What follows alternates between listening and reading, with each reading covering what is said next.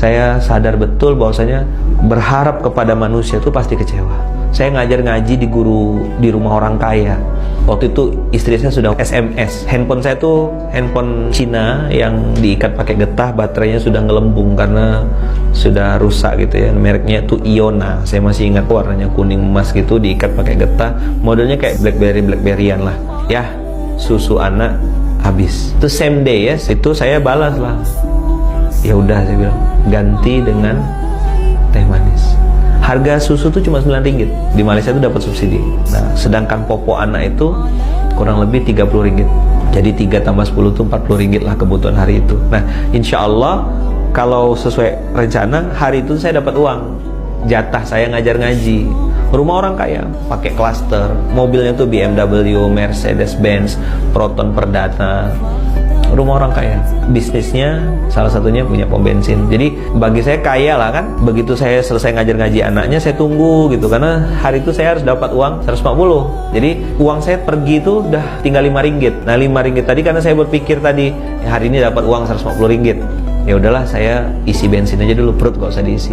Ngajarnya jam 8 pagi. Ngajar dulu sampai jam 9-an. Selesai ngajar tuh dengan santainya kakak ini, dan saya doakan beliau dimuliakan Allah, dijaga Allah, karena kakak ini justru menjadi sebab saya belajar ilmu tauhid, belajar pembelajar, dan saya nggak pernah menyesali itu. Kalaupun saya ketemu beliau, saya lupa alamat detailnya, tapi walaupun Allah takdirkan saya ketemu beliau, saya mau kasih hadiah karena beliau ngajarin saya gitu. Jadi waktu itu beliau bilang gini, "Ala Lukman, akak lupa pergi ke bank. Bayaran untuk Lukman minggu hadapan ya," maksudnya minggu depan ya gitu. Duit Rp5 udah diisi bensin, istri udah SMS, susu anak habis, popok habis gitu kan. Saya ya nunduk, baik Datin, saya bilang. Datin kan, saya ada datuk ada Datin. Baik Datin, baik Puan, tak apa, saya bilang, tak ada masalah. Saya balik dulu Puan, balik. Nah pas balik itulah saya pakai helm, saya pakai jaket, saya masukkan perlengkapan. Ada tas saya tuh di jok motor bawah itu, yang tasnya tuh bagian atasnya tuh sobek gitu karena saking beratnya. Karena di situ ada laptop saya yang besar, ada barang-barang jualan dagangan saya, produk-produk kesehatan, ada pasta gigi, ada pembalut wanita. Jadi saya dulu jualan produk-produk kesehatan, pembalut, odol pasta gigi gitu ya. Dan itu ya saya presentasinya depan-depan TKI, depan-depan TKW. Jadi mereka kadang-kadang ngusilin. Otak saya cuma satu aja, saya cari duit halal, nggak nipu, nggak bohong. Dapat uang, margin dari satu produk itu bisa dapat RM1, bisa dapat RM1.50. Itulah untuk saya makan sehari-hari.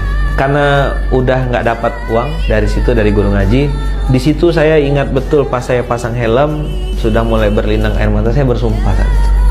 Saya bilang, ya Allah, jadikan hari ini hari terakhir saya berharap kepada manusia. Saya salah ya Allah. Jadi saya pulang tuh naik motor tuh udah kayak orang apa, basah aja air mata tuh, udah nggak tahu mau kemana. Karena kan mau pulang nggak tahu, nggak ada bawa duit ya kan, susu anak juga ini. Akhirnya jalan saya dari daerah Ampang, naik motor, saya jalan kosong, hampa, perut lapar, duit habis ya kan. Begitu udah sampai, Allah kasih ilham, nah kamu ke masjid aja. Bayangin ya, dari jam 8, jam 9, jam 10 tuh muter-muter gak jelas, sampai akhirnya saya putuskan untuk ke masjid. Ada nama masjidnya tuh di daerah Cokit, di tengah-tengah kota Kuala Lumpur. Ada masjid namanya Masjid Kampung Baru. Saya putuskan sholat zuhur di situ. Di situ perang batin lah, ada kesal, ada marah, ada apa. Tapi saya waktu itu banting ke dosa-dosa, banting ke aib-aib saya, banting ke ini. Di situ saya mulai peluk tas saya. Singkat cerita, sholat zuhur di Malaysia itu jam 1:15. Jadi saya nunggu panjang, iktikaf sambil lapar gitu ya. Saya noleh kiri kanan, ada nggak yang ngasih makan? Nggak ada. Tidur, tapi tidur ayam gitu kata orang ya, sambil peluk tas itu, sambil doanya tuh udah doa orang yang, ya Allah tolong beli dagangan saya gitu. Komat, sholat ya kan, selesai sholat saya doa itu lagi, saya peluk tas, tolong belilah dagangan saya. Nggak muluk-muluk, saya minta ya Allah RM40 aja, RM10 untuk beli susu anak, RM30 untuk beli popok. Ya amanal aminin, aminna mimma nakhaf, wahai yang memberikan keamanan, amankanlah kami dari apa yang kami takuti. Ya amanal aminin, salimna mimma nakhaf, selamatkanlah kami dari apa yang kami takuti. Ya amanal aminin, najjina mimma nakhaf, tolong selamatkan kami, lepaskan kami dari apa yang kami takut. Nah saya Waktu itu masih paham bahasa Arab lah ya, alhamdulillah, walaupun nggak baca Quran berapa tahun itu masih paham sedikit-sedikit. Nah, wirid itu saya jadikan bacaan juga gitu. Ya Allah, saya bilang sini mau balik bawa pulang uang. Tidak lama setelah saya nangis kan, netesin air mata minta dibeli sama Allah, tolong belilah dagangan saya, Allah tolong beli. Handphone saya bunyi kering gitu. Wah, ini orang tua angkat saya. Anak beliau tuh adik kelas saya di Gontor, si Arif itu. Abah ini orang Garut, punya bisnis cukur rambut di Malaysia dan sampai sekarang masih ada cukur rambut. Jadi beliau bilang, Lukman lagi di mana? Lagi di Masjid Kampung Baru. Lukman ada bawa toothpaste, odol pasta gigi nggak? Ada Pak, ada. Saya bilang ada. Abah perlu berapa? Beliau bilang, Abah perlu 2. Oh, itu saya nangis langsung basah. Nangis, tahu kenapa? Karena harga pasta gigi itu 20 ringgit kontan. Saat memutus harapan kepada makhluk, Allah langsung datang.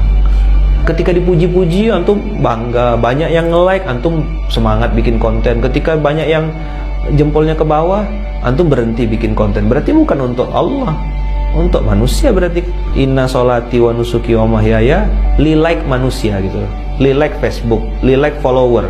Sambil ngelap air mata, saya langsung bergegas bawa pasta giginya datang ke Abah. Nah, jarak dari Masjid Kampung Baru ke tempat Abah itu paling 2 menit lah naik motor. Datang sampai langsung serahkan pasta giginya, Abah langsung kasih uang. Saya masih ingat sampai sekarang, 40 ringgit itu merah. Begitu duduk, kan antum udah bayangin belum makan dari pagi. Zuhur di Malaysia itu jam 2, jam 1 lewat, jam setengah 2, setengah 3 gitulah. Abah belikan saya burger, ya 2 ringgit 50 sen. Makanan murah kalau di Malaysia itu. Nah, begitu Abah kasih saya burger, saya mau makan, saya letak lagi. Saya mau makan lagi, saya letakkan lagi. Pas saya mau makan, saya letakkan ke dalam tas, Abah keluar. Kenapa enggak dimakan? Makan dulu. Saya tuh makan burger tuh sambil nangis, minta maaf. Saya bilang apa? Bunda, saya bilang, Kak Iya, maafkan ayah ya, ayah harus makan ini, lapar betul. Dari pagi belum makan, terpaksa. Saya tadi tuh mau bawa balik tuh supaya bisa bagi 2 sama istri. Tapi Abah nyuruh saya makan dan saya makan lahap. Selesai saya salam tangan Abah, cium tangan, pulang, lalu ke rumah beli popok, beli susu. Habislah duit itu, 9 ringgit 70 sen harga susunya, masih ada sisa 30 sen. 30 ringgit itu harga popoknya. Dan saya pulang tuh dalam kondisi hujan yang sangat lebat. Nah, di Malaysia tuh orang pakai mobil laju-laju kenceng. Nah, sambil saya naik motor itu bawa tas yang udah terlanjur masuk air di dalam tas itu, baju saya basah, jaket saya basah, air mata saya juga basah. Jadi kombinasi antara air hujan dengan air mata. Terus beberapa kali mobil yang melewat di samping saya tuh nyiprat, gitu. Basah kan, kotor. Di situ saya pasang niat lagi. Allah, saya bilang, seandainya suatu saat nanti Engkau angkat saya ke permukaan, Engkau munculkan saya nanti suatu saat, ya Allah, saya nggak akan nyiprat orang. Saya nggak akan pakai mobil kencang-kencang untuk ini. Saya tahu rasanya kena ciprat mobil tuh nggak enak gitu. Jangan pernah menyesali episode susah.